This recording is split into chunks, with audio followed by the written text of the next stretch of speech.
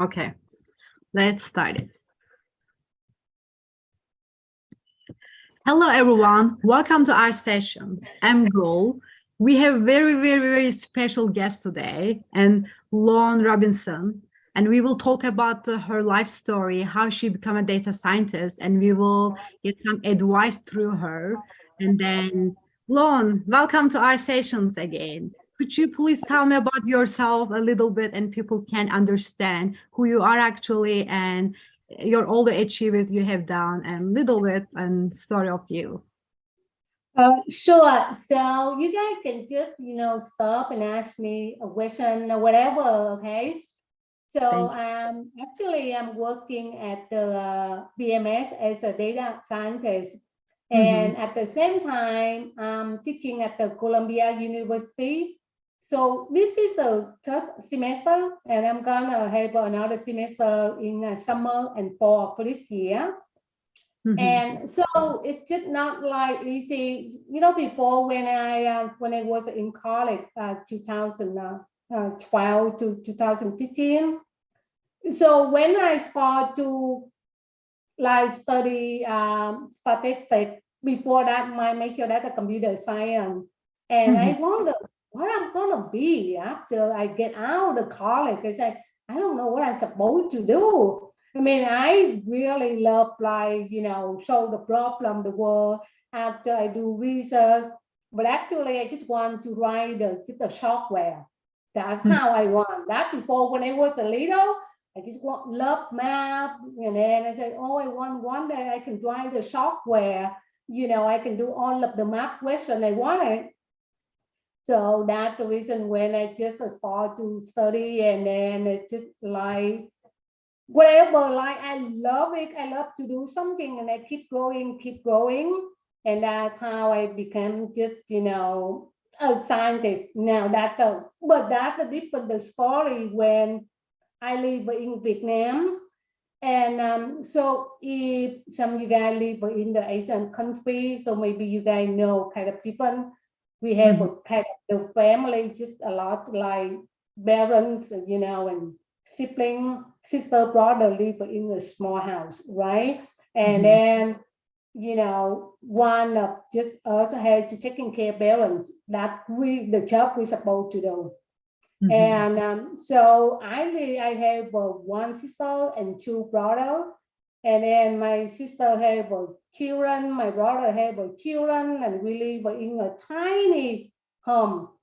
And it's just like we didn't have any kind of money to buy food. Like we actually so poor in Vietnam. And then when my dad left us, and so it's just hard for everybody can just survive, because my mom, she didn't know anything to do. She just a mother, stayed home and taking care of the children. And then when he left, we just starving, and it was just a little. And then, I had to step out and say, Mom, we will be okay. I promise you. That after that day, I promised her. And I got out and think of how I can earn money to buy rice every single day, open my eye and can think of money to taking care of the whole family. And then, it's like not, I was not in just a, high school either. At the time, I carry some water, you have a water, and then you carry to another neighbor, so they give you the money, do some kind of stuff like that. And it was just a little, so I do some kind of stuff like that to earn money too. And then I found out, you can buy the clothes and to sell, you can earn more extra money. At the same time, I went to school too. I went to school, and on the, just like in the outside on the street, I put the kind of the plastic, right? And put some clothes on the street like that. And then I know how to sell too. I know how to sell, and then if people buy the jeans, right? So I cut the bottom. So I had a sewing machine next to just, on the street with me. So I can cut the bottom, and then show that, and then I can fix for them so I can get more money for that. That's how I survive in Vietnam. And suddenly I never think of I'm gonna come United States. We're so poor. We didn't have any money at all. And my sister had friend. Actually, they just trick her, asked me to come United States with her sister. And then my sister just whatever, she did the paperwork and just, asked me to go interview. I said, interview for what? She said, come United States. I said, no, I'm not going. And then say, so we're gonna start here, you not go there. And then I say, okay, fine. So I'm gonna, go interview. And suddenly I got the visa. Wow. Before, did you imagine you can like just imagine when you sit down, oh, maybe one day I can go to the United States. Did you have ever imagined this idea? No, because I don't have anyone. Even me too. I live in the United States by myself. I have no relative here either.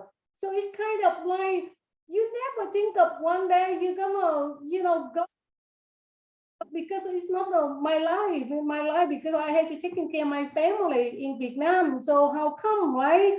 Yeah. And I didn't have money to buy ticket. So a lot of people try to donate money for me to buy the ticket. So nice of them. Yeah, and then I have just only couple $1,000. That money my sister borrowed someone else for me, so I can come United States and then I can work and I can pay back that money. And I remember I had just only 3,000 something. And then I came to United States. The first time I live with someone else picked me up at the airport, and I just followed them. I didn't know anything at all.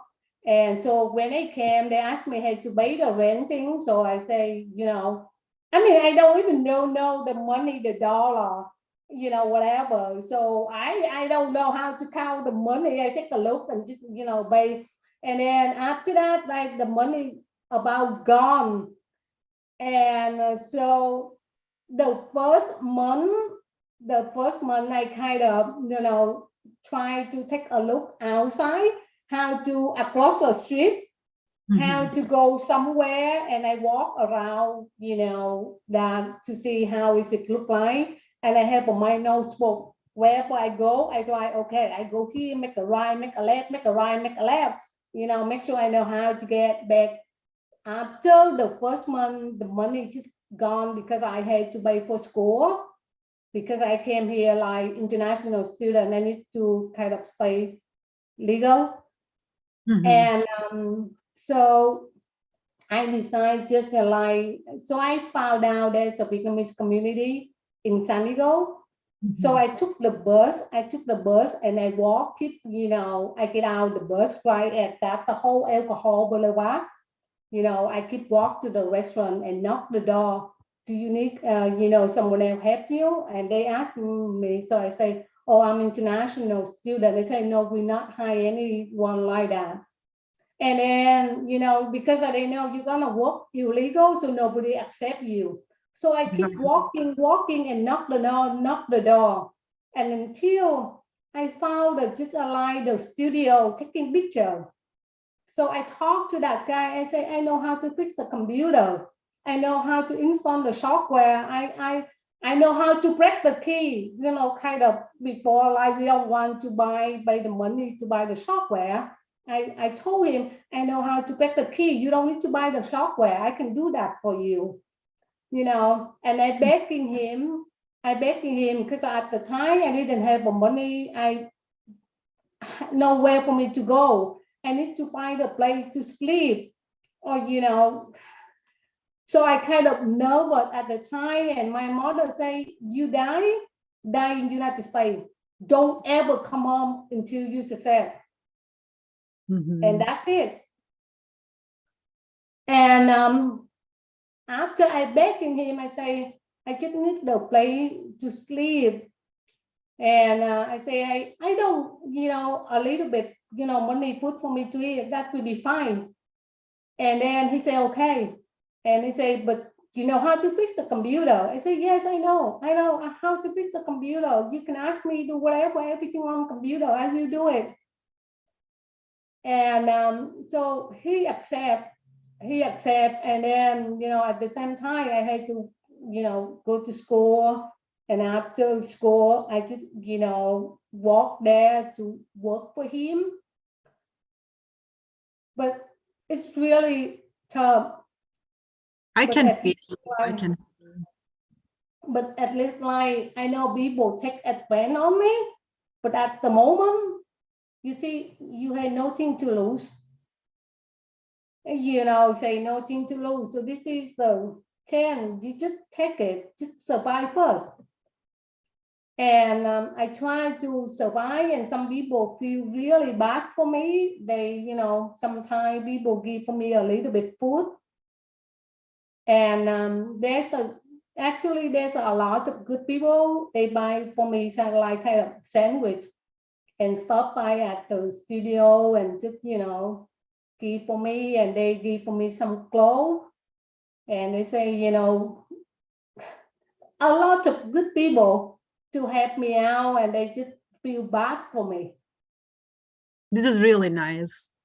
Yeah, and then after that, just only survival. I never think about I'm gonna go to school, but I still had to maintain international student, right? So I had to keep go to school and working. But then after that, I working at the studio, and then I keep, looking for several jobs. So, and I just found out some newspaper, they do the like kind of advertising. And I told them, I can do that. Just pay me whatever you can pay for me. Mm-hmm. And that's how I survive, like try to just only survival. And then, yeah, please go ahead. And then when I able to like just, think of go to school, so I I took the test. So took the test like assessment test. And so the funny like I didn't know anything about English, anything at all, but I really good at math. So I took the test, replacement test. He asked you, oh, you need to take that math 70, okay? I said, okay. And then I passed that. And then I said, do you want to take another level? I said, sure. But it's really hard for me to understand all of the words, math problem. I know formula, I know everything, but I do the way like I do it. And then I keep go up until I say, okay, that's too hard. And, like until I think I go to calculus. Also, how did you find the time for study while like you are trying to struggling, find extra job for taking care of yourself, and same time trying to like adapt for new culture and new country for you? Also, you are struggling, like your family is still in Vietnam, and you are Yes. on the phone with them, like probably you don't want to tell them how feeling you are because like struggling with the jobs, everything. How did you handle this emotional situation?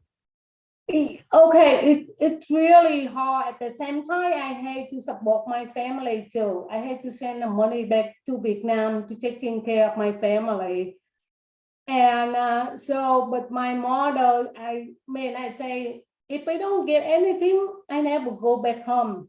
And like you just came here and you feel like homesick and you want to go home and you feel lonely here and no one here and look like you in around like kind of in the middle of the ocean. Mm-hmm. And then I say, if I don't go back school, how come I can just able to go home? That's the first thing I think of. So that keep going. And then, to me, I think that's the gift. Kind of study everything just easy for me. So it's not too hard, like I can study everything really fast. take me so fast to do study one language, but in Vietnam, even though we didn't have money, but there's some school let me study for free. Like I got my bachelor degree at the time. I have a 2 bachelor in Vietnam, so I study whatever, it's for free. So I study computer science in Vietnam. And then I came here. I really want to go continue computer science. And but when I study undergrad computer science here, kind of look like male and female in my class, just only me. And feel like the whole class, all of the boys and me, and feel like it's weird. And there's some like kind of the professor, I don't know, maybe he kind of places or whatever, I don't know. And he kind of didn't like me. I think maybe because of, sometimes I kind of express myself. I say, this is not right. Sometimes he explained that problem and I say, it's not right, and he just kind of wind up give me the B for that class. And then I cried because I want to get a straight A. And then after that, I feel like, okay, I'm giving up for computer science. And then I study statistics and mathematics because I think I love solving the problem. I'm really good at math. So that's the way I go. I mean, I can think of anything, I can do it. Yeah. Also, like as a woman in a male-dominated field, what challenges have you ever faced? Like, how like have you overcome them? Like, what did you do for it? Yeah, one thing I need to admit, male really good. I think because they play the kind of video game, so male really good on the computer, right? So whatever come with the coding and everything, they actually good. And I think for the woman, we have a kind of a little bit limit about maybe we can good at something, but not kind of good at the computer science. But for some women, really good too, And so when I still struggle a lot when I study with just some of my classmates. But for the math field, I'm really good. For the computer science, so some like they can troubleshoot really fast. But to me, I had to do research. I need to read, and and then I can troubleshoot. It takes me more time than like kind of compare with just male. They can do faster than me. I don't know, for some reason. But for the woman, if you really want it, I think you can just, go there and just can do it. It doesn't matter. It takes you how long. Yes, exactly. And I do believe so. Like, I do agree with this point. Like, woman has more strong and fundamental thinking than actually men. I think so. Like, doesn't have to be true, but yeah. Also, like, we just talk about it, but what inspired you to like this career? Actually, based on what you told us, like your family actually there was main reason, right? Because you want taking care of your family, you want to become a like Yes. succeed woman. That's why like only reason actually you have started in the first place, isn't it? Yes. It's not just only because I had to taking care of my family, because to me, if it's really hard for you, like you don't have an education, you first of all, with the like people respect you. It's In true. Vietnam, they treat you differently because of woman and men. So if you have an education, that means people treat you more respect, right? And that's the thing I think that's the reason I wanted to. And then in the United States, you have a chance. You have a lot of chance. for you to grow. It doesn't matter you a woman, male or female. That's how I love to live here. That's true. And then, think about when this is that's my thinking, okay? Think about when you married someone, right? And I think because of my culture affect me the way I'm thinking like woman, and then the male just treat the woman not nice when the woman couldn't earn money, no education, stay at home and taking care of children. That's the reason I don't want that life for me. Exactly. This is a good point. And my country too. Exactly. Yeah.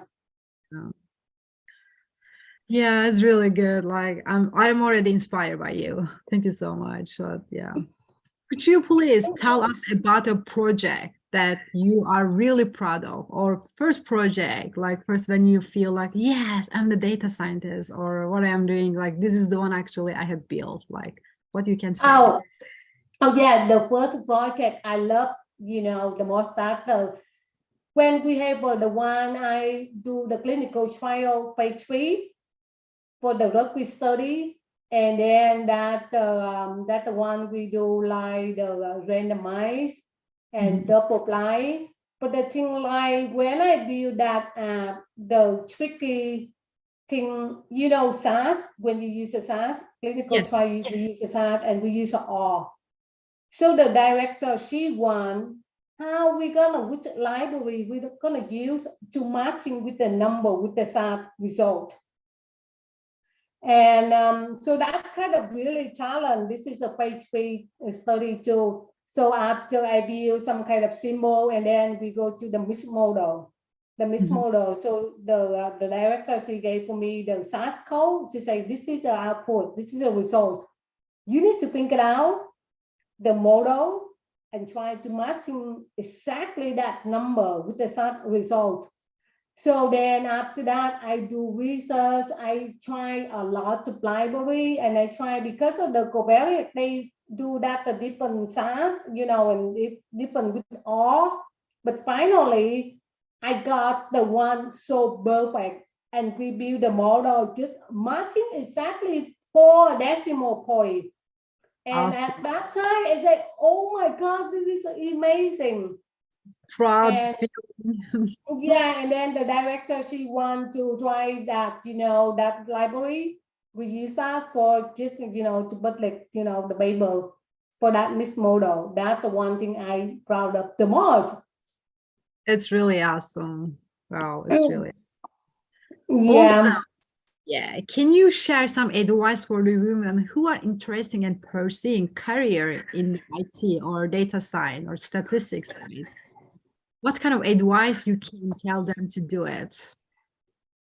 Can you say again? Yeah. Can you share some advice for the women who are interested in pursuing a career in the data science or, let's say, IT field? Okay, so comment just about the woman about with the IT. So here's a thing, because I'm teaching at the Columbia. A lot of students like girl too. I think pretty much a half of the class girl. They study IT, and I'm teaching data analytics. So we study SQL or Python. Like a lot of IT involved. The one thing a lot for the boys, all of the boys, if they kind of install some kind of software look like Python something, right, or SQL, and when they hit something, they can figure it out. And then all of the girls, when they hit something, because they use a Mac, they use a window, they use some kind of different, and then they say, I can't do it. I say, come on, we can do it. And then they make a postman. They say, okay, let's work together. We need to take time, be patient a little bit, and Google search to see where's the problem. And every time, and then we just troubleshoot, and everything working fine. And then I told, just be patient, and we will get there, and but eventually at the end of the class, I think most of the girls are working really hard. Yeah. And even though the like kind of the group project, the girl kind of like try to maximize and do everything like perfectly. After the first time, yes, they can hit something hard, but then after that they understand how to fix it, how to go through, and then they go really fast. This is the one they want to go.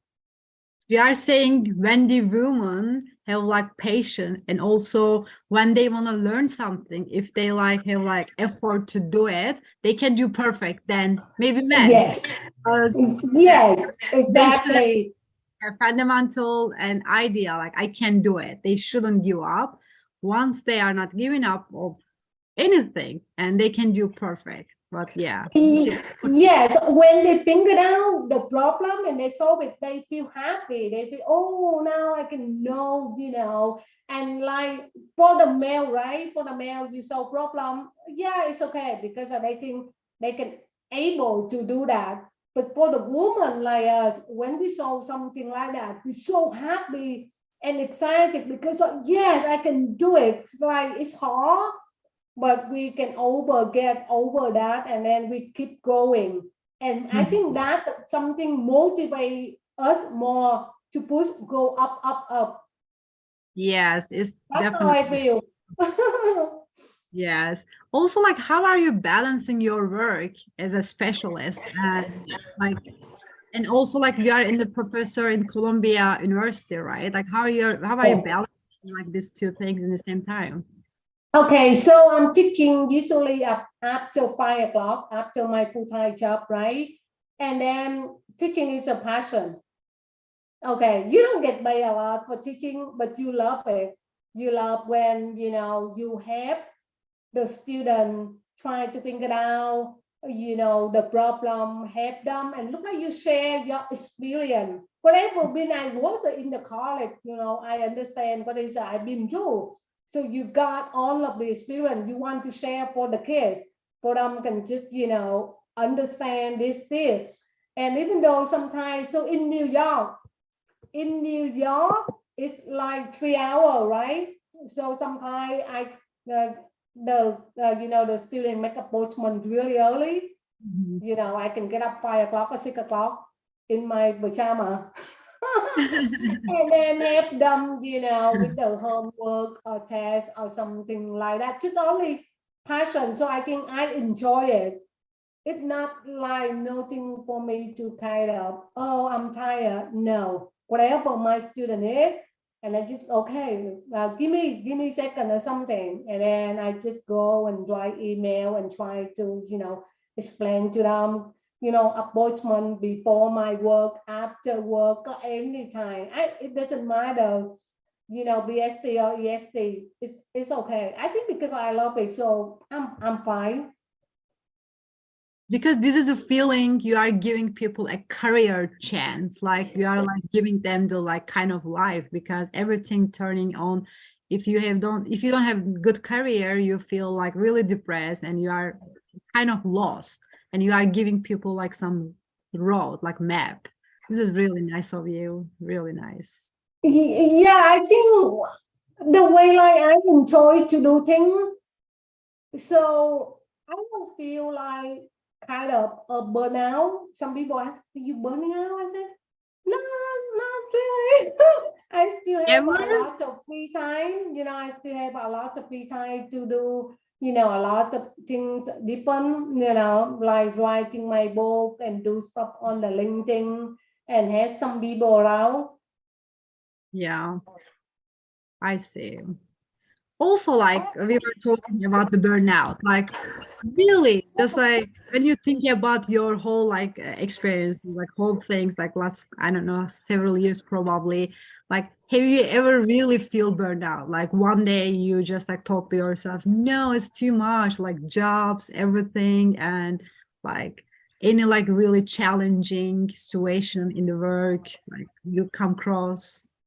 No, not actually. I never feel like burnout about my career.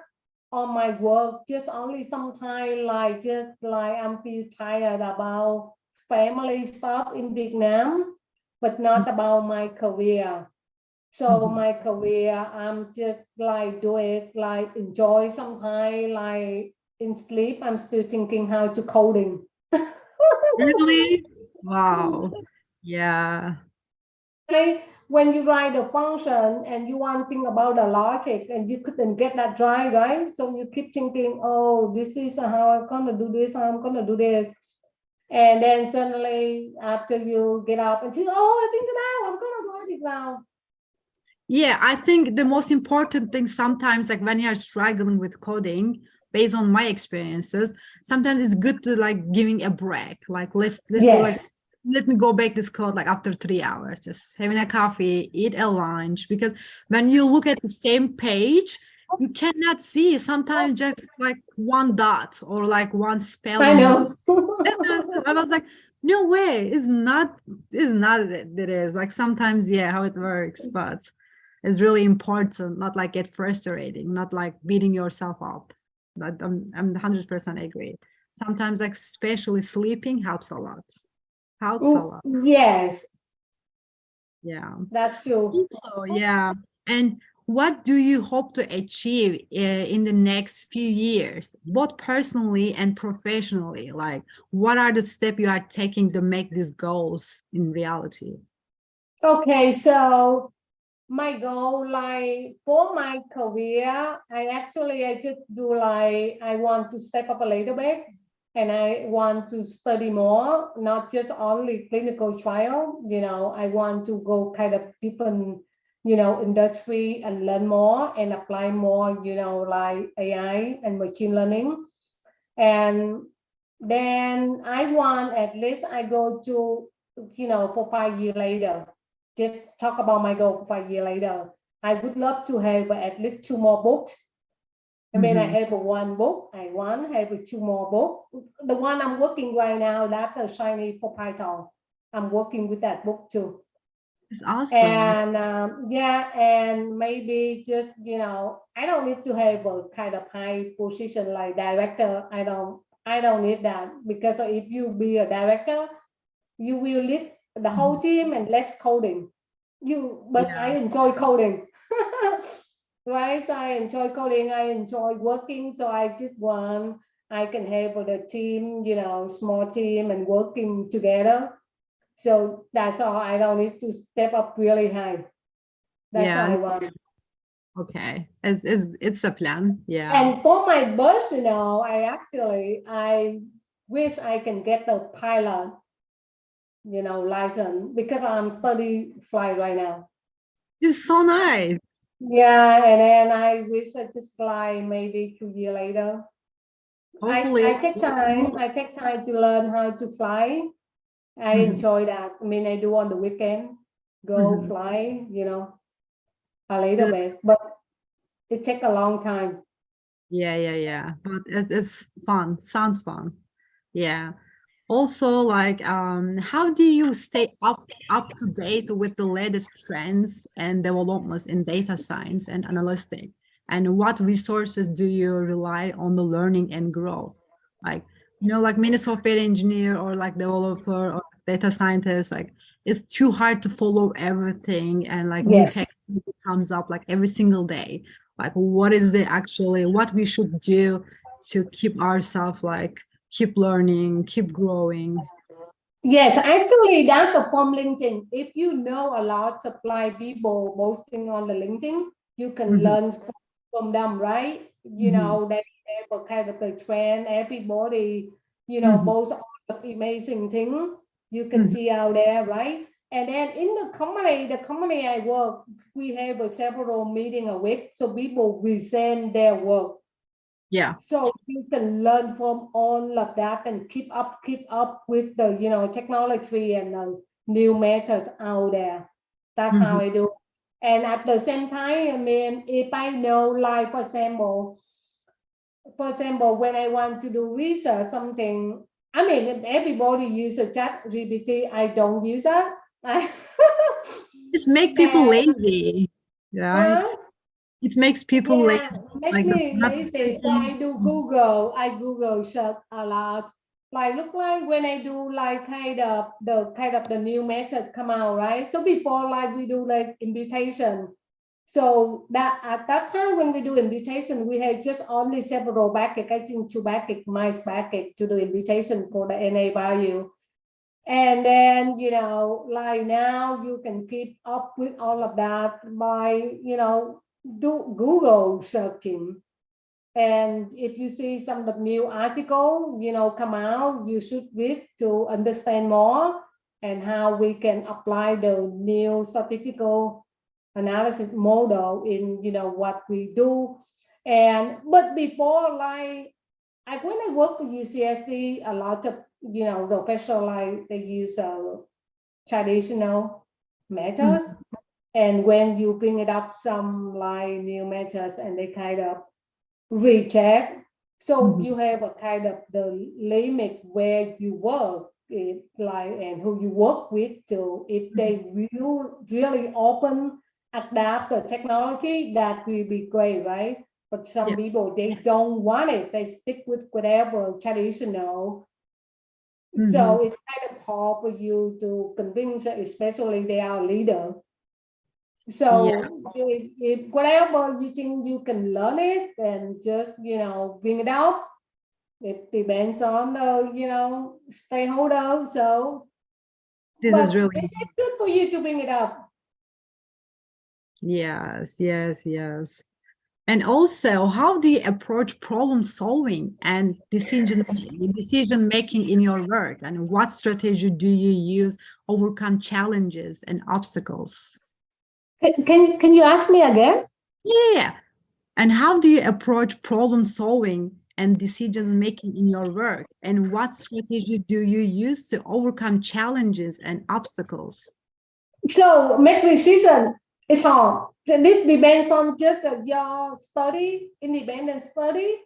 If you're independent study, you can make decision, but not easy. You know, all of the models, typical model never right. But you Yeah. learn from that. But you learn from that, right? So like, but nowadays we already have a lot of data, so we keep like to keep training, and getting better. That's it. You're working like, I mean, I'm talking about independent project. But when you're working a team, make decision is not easy. Yeah, it's true. Working with a team, so you have to listen to everyone opinion and adapt that and go, you know, make decision together, not just only by myself. Okay, I see. Also, like, what do you think in like next 10 years, let's say, the future of IT?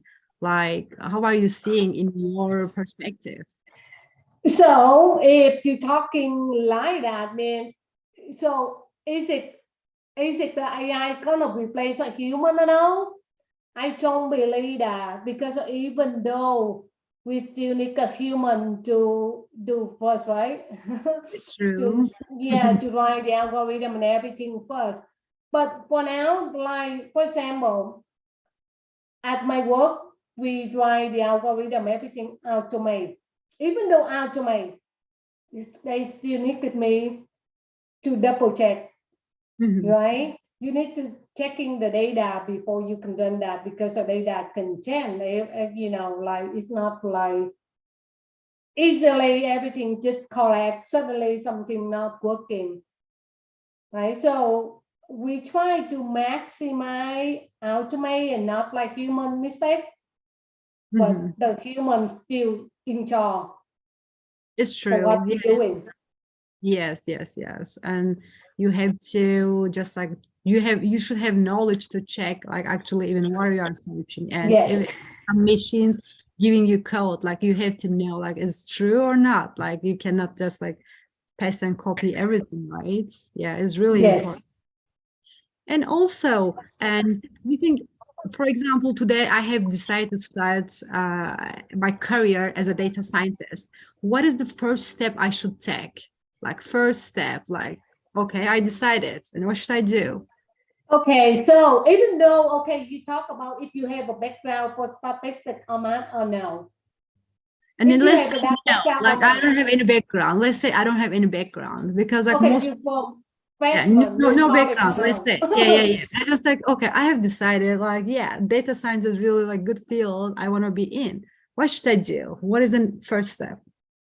Okay, so the first step to me, you need to have a kind of knowledge, a little bit, understand statistics. You can be a data scientist if you don't know anything about statistics. Yeah, data analyst may be more easier to start with, right? Yes. So, and then the second thing, it doesn't matter whatever you are statistician, it the world we need coding. You Mhm, can't do the job if you don't know how to code. mhm, So, we have so for the data scientist, usually we use R, Python, or SAS, right? So that's the three main language we use. mhm, But I prefer use R and Python. mhm. That my prefer. Also, Python is like easy to learn than other language, right? Because the writing in Python like kind of English, and it's easy to understand by human. I believe so. Yes, And and yeah, not just only statistics. Like for example, you need to do like kind of hand-on, do the real thing, not like study the just like, oh, this is a model, how you do this. But if you mhm, don't have the data to apply that, right? So how mhm, you gonna just to do the real project? So I mhm, suggest it doesn't matter. Get the data and start coding and mhm. learn from the data. And then you can ask if like senior people, okay, I have a data like that. I want to study this. So what do I start to, which model I can should apply or whatever. So just get the project and go work that. Okay, I see. Is great advice, really. Also, if you guys have any kind of question, you can ask Alone. Like she's here to answer any kind of question you have, and we can check the chat. Let's see if we have any question. By the way, like I'm really so glad to talk to you. Like you really inspire me, and I'm sure you inspire like the people here too. And yeah,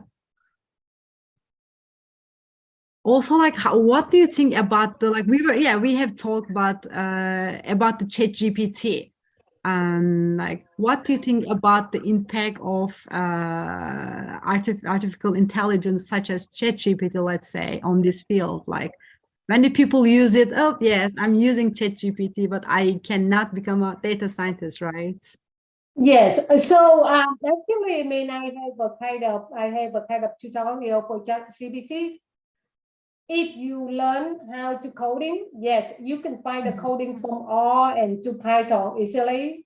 But then after that, you copy and paste, run in the code. You Mm-hmm. couldn't learn anything at all. To me, just make like your brain just being Mm-hmm. lazy a little bit, and day by day, you rely on the chat GPT, and then you don't know how to fix the problem. Just ChatGPT sometimes, if you think of just okay, you can copy that code, but that's not just a big project. When you're working with a big project, right? Everything put together. If you can think that can help a little bit, forget the code, get the right or something, and you apply to the project, that would be nice. But then, copy and paste, I don't like copy and paste because it make me kind of lazy, It's true. and then day by day, I say, okay, let's use that and easy. It takes, faster. We don't need to spend a lot of time, but I think when you spend a lot of time for you to learn it. It's true. Also, I don't think so. You can share the company's data in ChatGPT or like any other. It's not like not to do it, right? You can Yes, get yeah. there's a, my company kind of have a limit to use that because it's not reliable. But Yeah. for the student ask is if they allowed to use that. We say Yes. yes, they are allowed to use that. Okay. And yeah, we have reached end of the our session. I mean, I have done with my question, and we can see if the people have any kind of question, and we can answer. Let me see.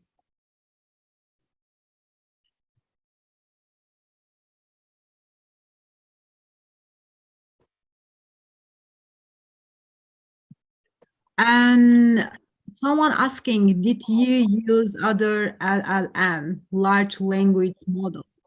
No. Answer is no. Yeah, because the one I'm doing right now, just I do like kind of early research.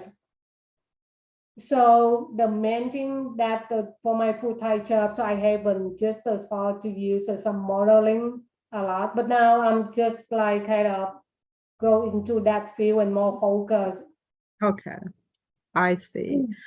Also, like, let's just like, we're gonna keep repeating ourselves, but let's give the people some couple of advice on what they do, what they should do, and achieving their goals and finding jobs and how they stay motivated, and then we can finish our session for today. So I think LinkedIn, that's the best way. So Okay. before I didn't have anyone follow, and I just say nobody say me except I say myself. And then I say I need to kind of build my reputation on the LinkedIn. So I start like posting once a week or twice a week. And then I build the audience. And I think when you do something like that, you feel really good. It doesn't matter whatever you posting, you have someone else and someone else enjoy your reading or learning from you. So it doesn't matter.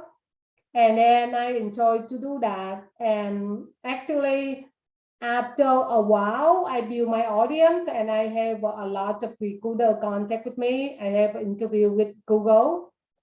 And for the data scientist for interview with Google, it's really nice. I remember I went to final interview with Google too. And I interview with Apple, I interview with Netflix, whatever, it doesn't matter. I think LinkedIn is a best way for you to put out there, build your reputation, and learn from, another, person, like people can posting something, learn that. Anything you can learn on the LinkedIn though. Okay, LinkedIn, the best place there. Also, they can find a job, get some Yes. knowledge, and it's really a good platform. Thank you so much for everything and all the information you guide us. Really, thank you so much. We really appreciate it. And yeah, thank you. Thank you. Thank you. Okay, guys, we are end of our sessions. Thank you so much for everything, everybody who joined us. Thank you.